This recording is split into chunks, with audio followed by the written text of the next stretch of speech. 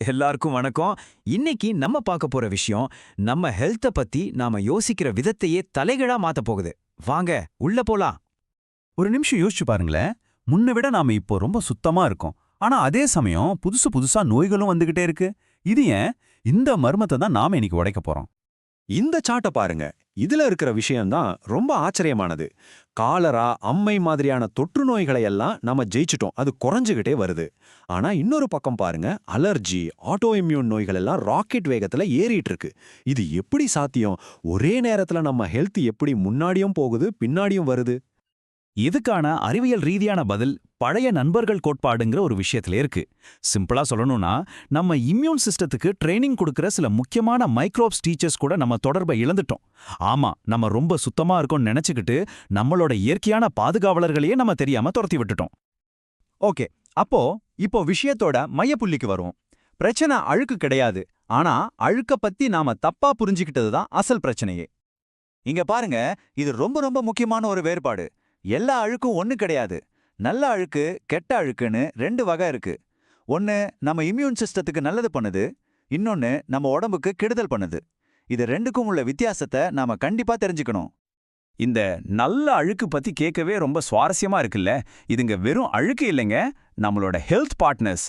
குறிப்பா மண்ணுல இருக்கிற மைக்கோபாக்டீரியம் வேக்கே அப்படிங்கிற பாக்டீரியா நம்ம மூளையில செரோட்டோனின், அதாவது சந்தோஷ ஹார்மோனை அதிகரிக்குமா. பாத்தீங்களா, இதுங்க தான் நம்ம உடம்புக்கு எது நல்லது எது கெட்டதுன்னு சொல்லிக் கொடுக்கிற உண்மையான வாத்தியார்கள். அப்போ உண்மையான வில்லன் யாரு? அதுதான் இந்த கெட்ட அழுக்கு. இது நாமளே உருவாக்குனது.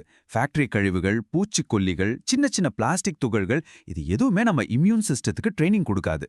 இதுக்கு பதிலா நம்ம குடல் சுவரைய டேமேஜ் பண்ணி உடம்புல வீக்கத்தை உருவாக்கும். இது கூட தான் நம்ம சண்டை போடணும். சரி, இந்த நல்ல அழுக்கு கெட்ட அழுக்கு வித்தியாசத்தை புரிஞ்சுக்காததால நிறைய பேர் ஒரு தப்பான வழியில போறாங்க. அது என்ன வழி? வாங்க பார்க்கலாம். நீங்க கண்டிப்பா கட் டீடாக்ஸ் பத்தி கேள்விப்பட்டிருப்பீங்க. குடலை சுத்தம் பண்றோம்னு நிறைய ப்ராடக்ட்ஸ் வருது. ஆனா ஒரு நிமிஷம் யோசிங்க, இது உண்மையிலே வேலை செய்தா இல்ல நமக்கு தெரியாமலே நம்ம உடம்புக்கு கெடுதல் பண்ணுதா? இந்த டீடாக்ஸ் பண்றது எப்படின்னா, ஒரு காட்டுக்குள்ள தீ வைக்கிற மாதிரி. அது கெட்டதை மட்டும் எரிக்காது, நல்லது கெட்டதுன்னு பார்க்காம மொத்த காட்டியமே அழிச்சிடும். அதே மாதிரி தான் இது. நம்ம குடல்ல இருக்கிற நல்லது கெட்டது எல்லா பாக்டீரியாவையும் அழிச்சிடுது. இது குடலை சுத்தம் பண்றதில்ல, ஒரு பாலைவனமா மாத்துறது. இந்த மாதிரி மொத்தமா அழிஞ்சு போற நிலைமைக்கு சயின்ஸ்ல டிஸ்பயோசிஸ்னு பேர். சிம்பிளா சொன்னா நம்ம குடலோட பேலன்ஸ் மொத்தமா காலியாயிடுச்சுன்னு அர்த்தம். இதனால ஹெல்த் நல்லா இருக்கிறதுக்கு பதிலா இன்னும் நிறைய புது பிரச்சனைகள் தான் வரும். அப்போ என்னதான் தீர்வு? இந்த டீடாக்ஸுங்கிற வலையில மாட்டிக்காம இதுக்கு ஒரு உண்மையான சயின்ஸ் அடிப்படையிலான மாற்று வழி இருக்கு. அதுக்கு ஒரு பவர்ஃபுல்லான பேர் கூட இருக்கு.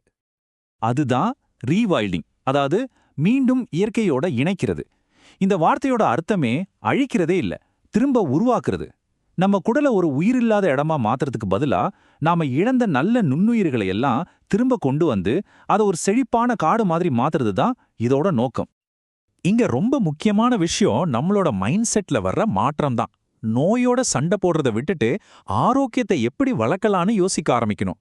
இது அழிக்கிற வேலை இல்ல, உருவாக்குற வேலை. சரி, கேட்கறதுக்கெல்லாம் நல்லா இருக்கு. ஆனா இந்த அருமையான ஐடியாவை நம்ம டெய்லி லைஃப்ல எப்படி கொண்டு வருது? அதுக்கு சில சிம்பிளான ஆனா ரொம்ப பவர்ஃபுல்லான வழிகள் இருக்கு. இதுக்கு ரெண்டே ரெண்டு முக்கியமான பாதைகள் தான். ஒன்னு நம்ம சாப்பாடு மூலமா, இன்னொன்னு நம்ம லைஃப் ஸ்டைல் மூலமா. இது ரெண்டும் சேர்ந்து வேலை செய்யும்போது கிடைக்கிற ரிசல்ட் உண்மையிலே அற்புதமா இருக்கும். சாப்பாட்டு விஷயத்துல நம்ம பாரம்பரியத்திலே ஒரு சூப்பரான உதாரணம் இருக்கு. அதுதான் பழைய சாதம். அது வெறும் மீந்து போன சோறு இல்ல, தண்ணியில ஊற வைக்கும்போது லாக்டோபாசிலஸ் மாதிரி கோடிக்கணக்கான நல்ல பாக்டீரியா அதுல உருவாகுது. இது நம்ம குடலோட pH அளவை பேலன்ஸ் பண்ணி விட்டமின் B12 மாதிரியான முக்கியமான சத்துக்களை எல்லாம் கூட உருவாக்குது பாருங்க. அடுத்தது, இந்த நம்பரை நல்லா ஞாபகம் வச்சுக்கோங்க. 30. ஆமா, உங்க குடல்ல இருக்கிற நுண்ணுயிரிகள் சந்தோஷமா இருக்கணும்னா வாரத்துக்கு குறைஞ்சது 30 விதமான தாவர உணவுகளை சாப்பிட முயற்சி பண்ணுங்க. பழங்கள், காய்கறிகள், தானியங்கள், நட்ஸ்னு எது வேணா இருக்கலாம். வெரைட்டி தான் இங்க முக்கியம்.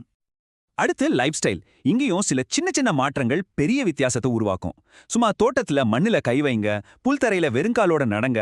இதெல்லாம் நம்ம ஸ்கின் வழியா நல்ல மைக்ரோப்ஸை உள்ள அனுப்பும். அப்புறம் முக்கியமா எல்லாத்துக்கும் கிருமி நாசினி யூஸ் பண்ற பழக்கத்தை கொஞ்சம் குறைச்சிக்கலாம். இது எப்படி யோசிச்சு பாருங்க.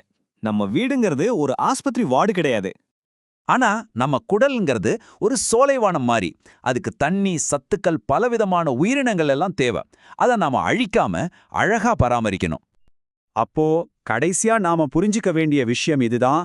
எல்லா கிருமிகளையும் பார்த்து பயப்படுறத விட்டுட்டு நம்ம உடம்புக்குள்ள இருக்கிற அந்த சூழலியல, அந்த எக்காலஜிய புரிஞ்சுக்கிட்டு அது கூட சேர்ந்து வாழ கத்துக்கணும்.